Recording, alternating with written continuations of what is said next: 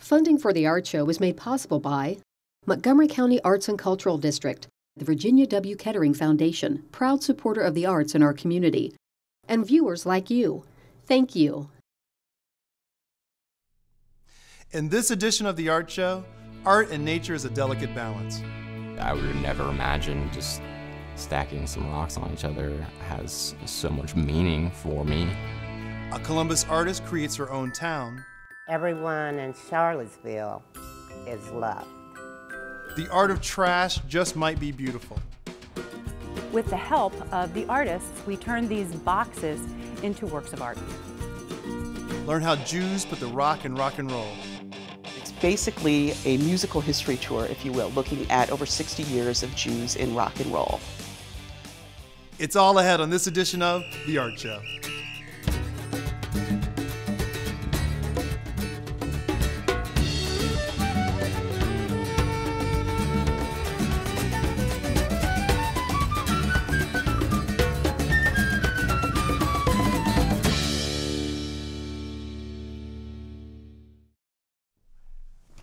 Hello, I'm Rodney Veal, and this is The Art Show, where each week we showcase local, regional, and national artists and arts organizations.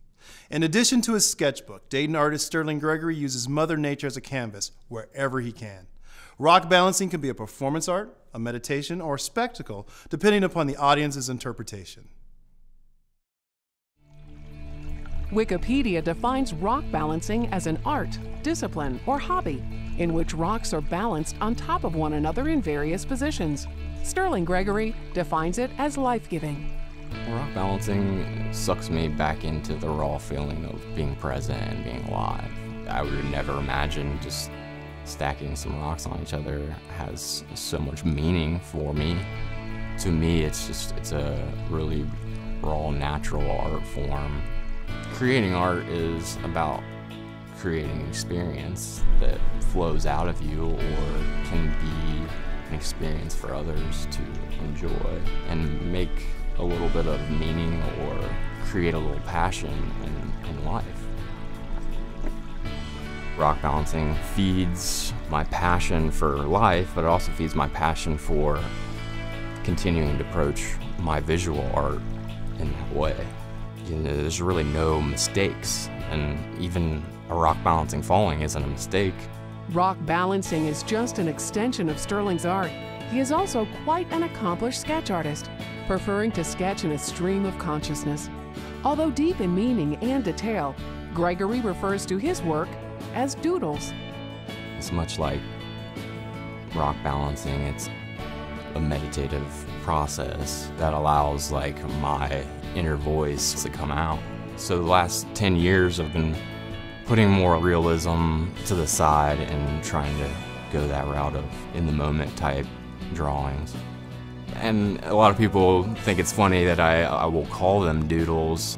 It's just a relation of how much time I have invested in something is when I kind of take it beyond the doodle phase.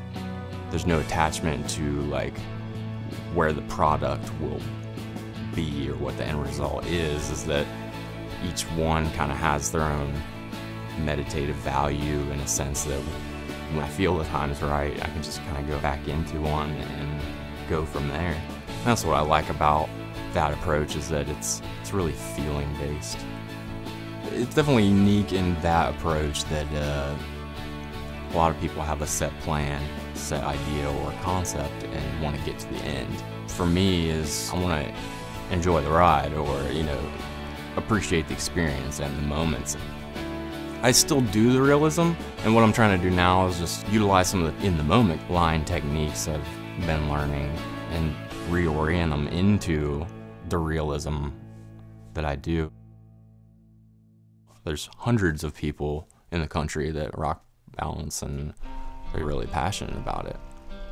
Some of the more fun balances are the ones where they're constantly wiggling and adjusting and making shape combinations that I didn't really imagine, but they just started to feel right.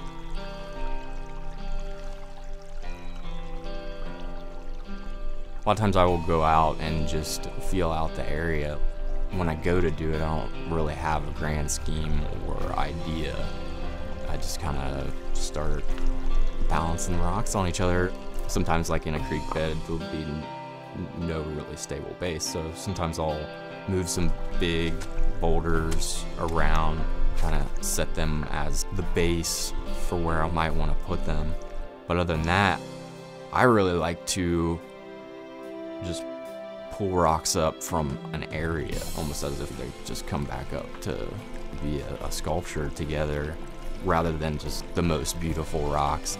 Then there's some balances and different shapes to where I'll have to go pick out a few certain choice rocks that will work for certain things.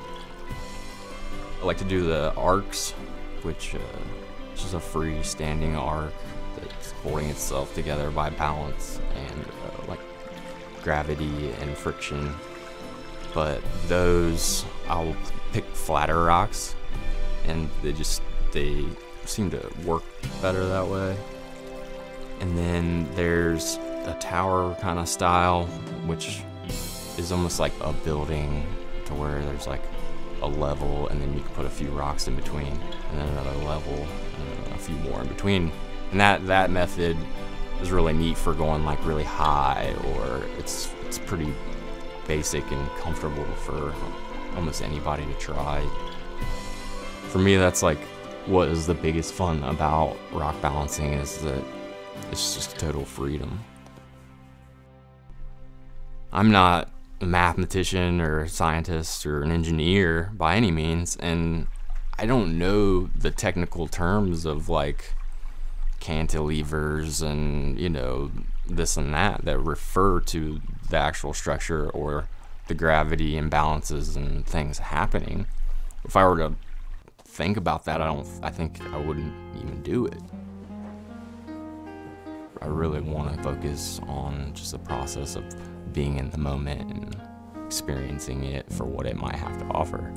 Because a lot of the abstract in the moment drawings, there's no way I could have planned that. And that's what's neat about it. The same with the rock balancing, is like some of the neater rock balances, I couldn't plan for that shape, and it kind of surprised me. And that is what the real enjoyment came from, was like the act of being there in the moment and doing something and being surprised by what life offers, you know, for that moment. To see some amazing balance art photos, visit thinktv.org and click on the art show. As a troubled teenager, when Charlotte McGraw was in need of love and guidance, she was instead institutionalized for many years for behavioral and mental health problems.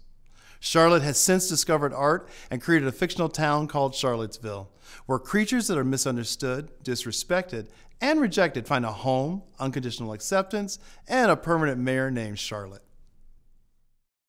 Cody used to always try to get me in the art room. And I told Cody, I said, look, I don't do art. He said, Charlotte, you don't know unless you come in and try.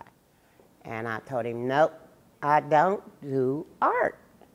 So he kept bugging me and bugging me and bugging me. So I said, oh, God, let me go in here and keep him quiet.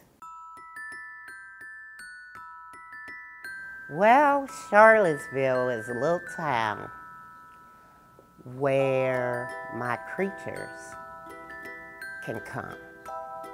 And they're not looked at like they have a disease. They're looked at like they're human. And everyone in Charlottesville is loved. No one gets turned away. No one gets made fun of. We in Charlottesville love each other. And I happen to be the mayor.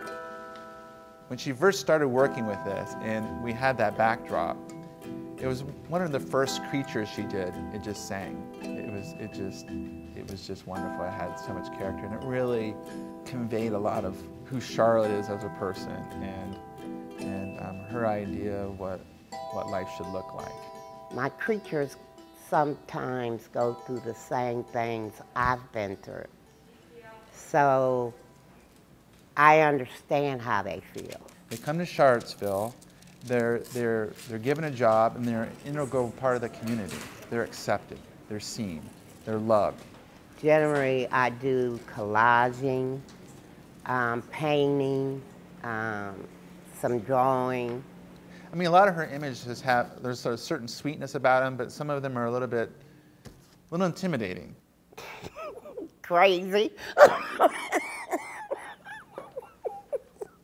Because they look at my art and they're like, where does your mind go? You know, and I said, I have my own little world, you know. And they say, what makes you do creatures? I said, because I love it. I said, they're my own people. I was in an institution, and I went there when I was 16 years old, and I didn't get out till I was about 27, 28 years old. And it's for people that have physical and mental disabilities. But it was a rough go. You just never know what you're gonna see when you go into these places. And a lot of people don't need to be there. I think what it is, people get put in these places because no one wants to take the time. It's not necessarily that there's something wrong with them. It's just that they need someone to guide them. And when I went in there at 16, I was just a hot-headed teenager. And I didn't want to listen to anyone. But I was labeled. I had problems at home, so I really didn't have anyone that I could go talk to.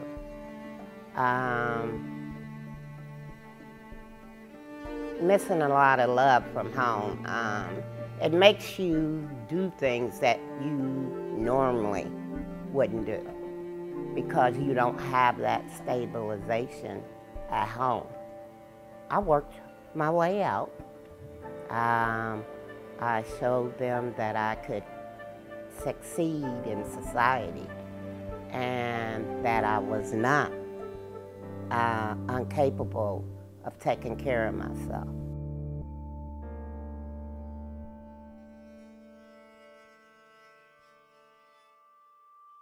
Right now, I'm doing a series and it's called Popo.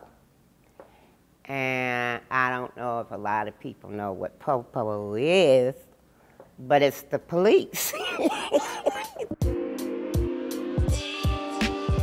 I do creatures that are coming to jail. It's called Charlotte's Correctional Fitness Center.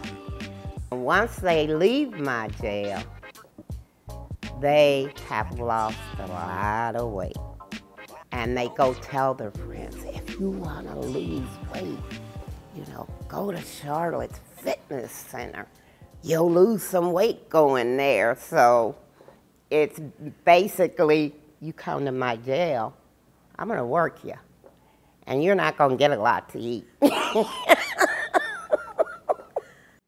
so we're going to have the Popo, we're going to have the sign there. Mm-hmm. Okay.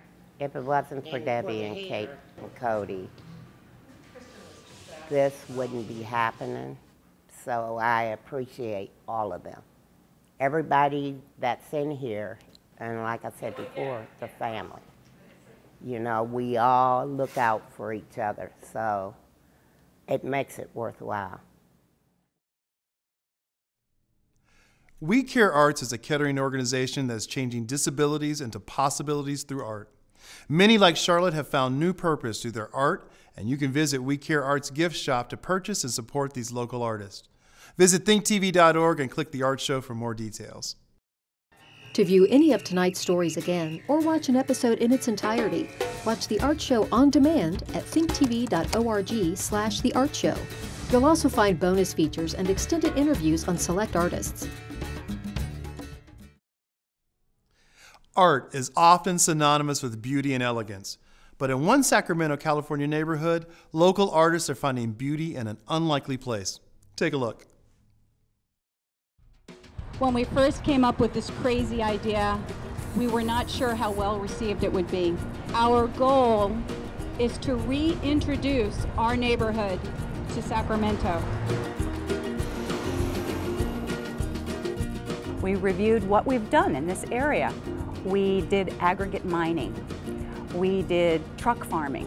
We did recycling. We did warehouses, lots of warehouses. We did a lot of trash, and we wanted to brand our community using something creative, so we decided on art.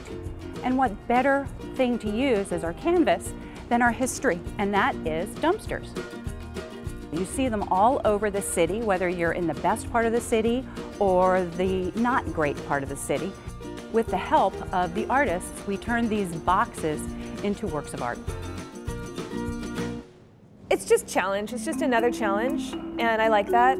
I'm very interested in public art, and I think this is an interesting form for that. It's a little confusing to explain to people. I think I really like that when she said dumpsters, I think I was laughing so hard. So I like that. I like the idea of painting a dumpster.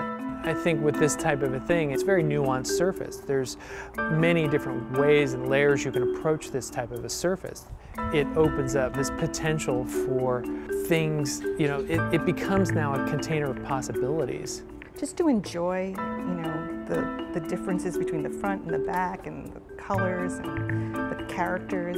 I wanted to negate it. So to me, my goal was to make it like a fairy tale that people will look at the imagery first and then realize, oh, I'm looking at a dumpster. Each piece is quite different. One in particular is a tractor, and tractors move trash. There's another piece that it gives you the impression of water, and water is the source of life. I guess speaking to myself and my particular dumpster, showing that things that we often overlook in our everyday world can become a catalyst for change.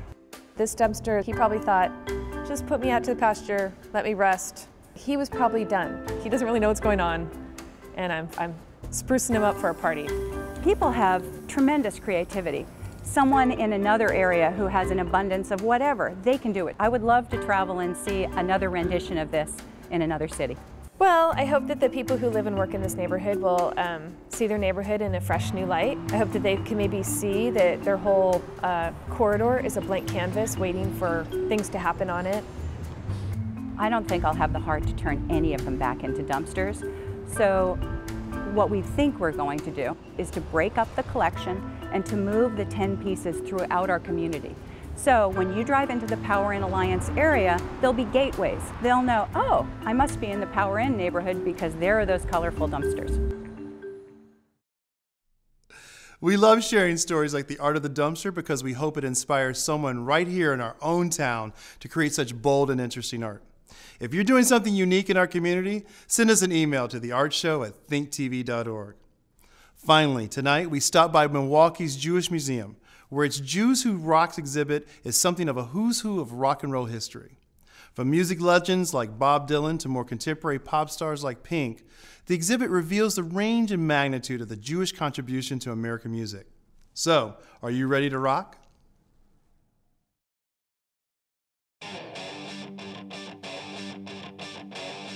I think a lot of people are surprised, will be surprised, just by simply recognizing that some of these artists are Jewish. People walk into this room and they just are excited by it and they're lit up by it. It's a positive energy room, and people are really taking that away with them and spreading the buzz in the community, which we love. This is called Jews Who Rock, and it's basically a musical history tour, if you will, looking at over 60 years of Jews in rock and roll. We selected images and panels and customized it specifically for the Jewish Museum Milwaukee space. One of the things that I think this exhibit does is it really shows the breadth of Jewish belief and practice that you have. Generally, when we're talking about Jews, you have a more formal religious kind of impression of them. In this exhibit, you see Jews who are secular, who are cultural, who have Jewish parentage but don't really practice much in terms of religious practice through these famous personas. And to me, that's a really, really interesting part of this exhibit. got rare photographs, you've got certainly biographical text panels and labels, some compilation pieces with different CDs, cassette tapes, photographs. We've got books, we've got albums, we've got Kiss action figures, what could be better? So we have a little bit of everything. The idea is actually to present something that is not typically thought of being a Jewish topic. Jews who rock is not necessarily something you would think, Jews who rock, question mark. And so the thought was, what can we do that's really different? Whether it's the rock and rollers themselves who are Jewish, who nobody thinks about, whether it's Pink or Drake, or is it actually something more than that, than the fact there's Jews behind the scenes, or the origin of Jews who rock, whether it's the Gershwins or the idea of what the music scene was, producers, directors, and the like as well. The other thing I always like to do is to augment with local artifacts, so it does have that community connection. And so we were lucky enough to be able to work with some families in our community who have ties to the Jewish rock world or who are avid collectors of artifacts that pertain to rock and roll, and who loaned us some of those pieces to help us really round out the exhibit. One of the local pieces that we have that really is rather exciting is a Moog Mini Voyager synthesizer. And this was loaned to us by a local music producer by the name of Michael Kohler. He works with a lot of big names all around the country and the world. And Bob Moog is the founder and inventor of the synthesizer, the Moog synthesizer. And this was something that revolutionized the rock and roll and music business way beyond Phil Spector's wall of sound. Without this technology, the sound of music today would be totally different, for better or for worse. You know, pretty much anything on popular radio has some sort of synth component. Actually, 2014 marks the 50th anniversary of the Moog Mini Voyager. It really was a game changer. One of the other families we were lucky enough to work with is the Epstein family, and they are relatives of Howie Epstein, who was the primary bass player for Tom Petty and the Heartbreakers for years and years. He grew up here in Milwaukee, graduated from Nicolet High School, and unfortunately, kind of a cautionary tale, got caught up in the rock and roll lifestyle, but the family was kind enough to loan us some significant items, including a collector's edition Redwood Clover and Sandberg bass guitar that is in our atrium case. We have his graduation picture from the Nicolet Shield yearbook and some great historical information, so that really made a wonderful addition. People will be surprised by the people that we have represented and not having recognized that they were Jewish. So people like Gene Simmons, who was born Chaim Witz in Haifa, Israel, and with Paul Stanley, who were two of the co-founders of the rock group, the metal group Kiss. A lot of people don't know that about Gene Simmons. They don't know that he was born with a very Jewish name, that he was born in Israel. There are the Bette Midlers that are there. There are the Barbra Streisands that are there. Those are the obvious ones, but then there's some others that are kind of, wow, I didn't know that drummer was. I didn't know that lead guitarist was. And that's fun to see.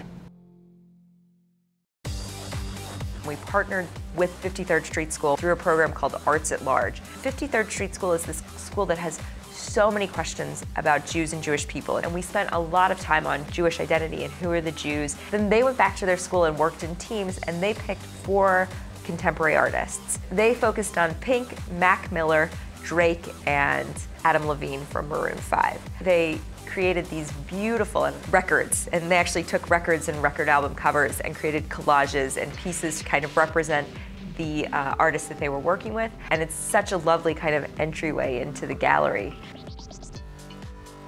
Another way of engaging some of the younger demographic was the idea to put together a playlist, a Juicy Rock playlist. So through Spotify, we've put together this list, and we kind of have a listening and looking corner where you can sit down, and Koss, who was one of our supporters, was kind enough to donate some wonderful earphones. You can sit down, you can put on the headphones, you can listen to some of the artists. Everyone is represented, and many beyond who are represented are here.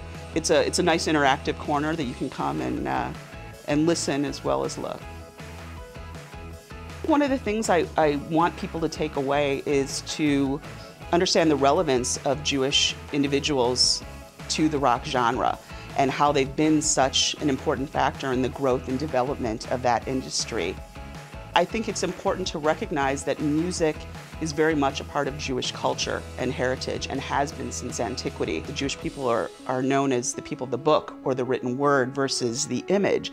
So when you think about what role words and lyrics play in the development of music, it's a natural connection. So to be able to make those ties historically and to be able to look at, consistently throughout time, the role that Jewish individuals and communities have played in music and specifically in the development of the rock genre, I think that's an important lesson for our community, and not just the Jewish community, but the greater community to be able to walk away with. It's not just the lead singers and the guitarists and the bassists and the drummers that make up music, but it's the people in the background, the people who are producing, the people who are doing things like coming up with new music technology that really have impacted our way of listening to music. I like the idea that we can not necessarily talk about doom and gloom Judaism. That's a lot of Jewish history. It's a pretty cool thing to sometimes have something that's just really fun to celebrate and fun to just simply enjoy what you're celebrating. And that's what the show really, really is. It's just a phenomenal display of, wow, look what we did. Look at the contribution we made.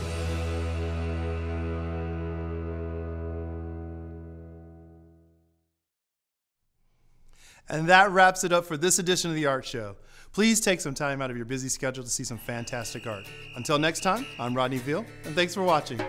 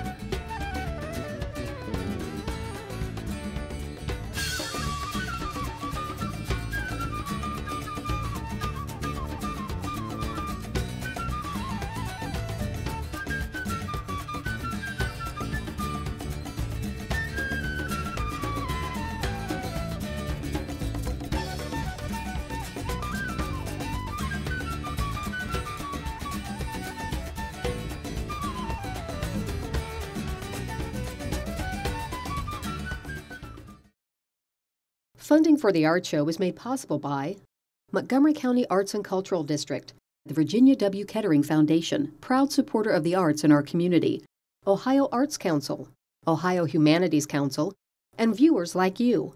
Thank you.